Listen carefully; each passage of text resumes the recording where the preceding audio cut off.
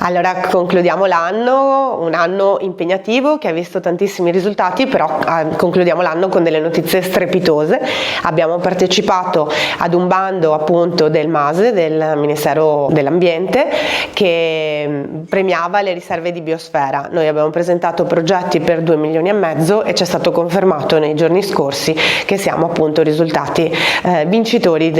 di tutti i 2,5 milioni. Quindi andremo a calare sul territorio interventi di varie modalità, di vario tipo. Abbiamo sicuramente gran parte del contributo che viene impegnato nella core zone per riordino forestale, per andare a sistemare tutte quelle situazioni di degrado dei nostri pascoli, ma soprattutto le strade, tagliafuoco, piuttosto che la creazione di impianti di termocompost, grazie a una collaborazione con l'Università di Padova, con il TESAF, in particolare il professor Pivato che da sempre ci accompagna. Saremo in grado di creare dei progetti pilota da realizzare all'interno della core zone, quindi sul massiccio del Monte Grappa, per andare a risolvere quei problemi che ancora sul territorio non hanno visto risposta in questi anni. Molti dei territori montani hanno dovuto scegliere che tipo di interventi fare e sicuramente il fatto di avere pochi trasferimenti da parte degli enti per le funzioni montane, soprattutto le unioni montane, ha limitato tantissimo gli interventi di sistemazione di pascoli, di riordino forestale.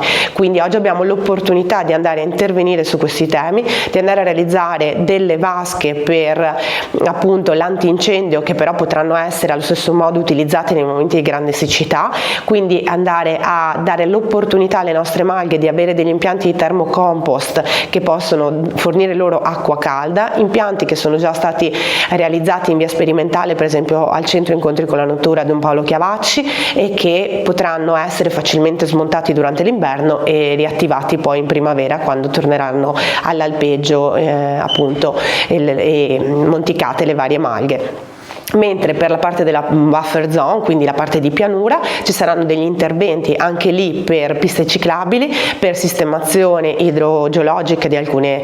situazioni ancora da risolvere, quindi c'è la possibilità di avere già delle opere che vengono realizzate grazie appunto al MAB.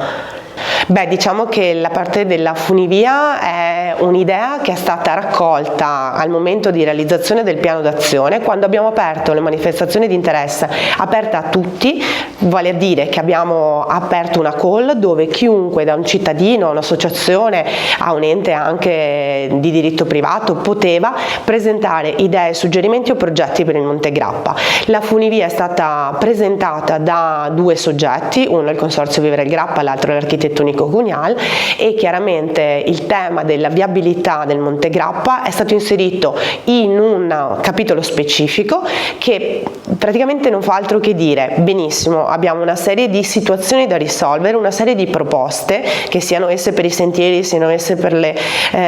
strade silvopastorali o siano esse per la mobilità carrabile. Andiamo prima di tutto a fare un piano che vada a verificare qual è la situazione oggi del Monte Grappa rispetto a questi temi, un master plan sicuramente che va a valutare a 360 gradi, perché oggi siamo in grado di farlo grazie al MAB, tutta la situazione del massiccio, e dalle risultanze di questo studio approfondito si valuterà qual è la soluzione migliore da adottare. Non esistono progetti prioritari, non esistono progetti finanziati, queste sono idee che non corrispondono alla verità. Tra l'altro sul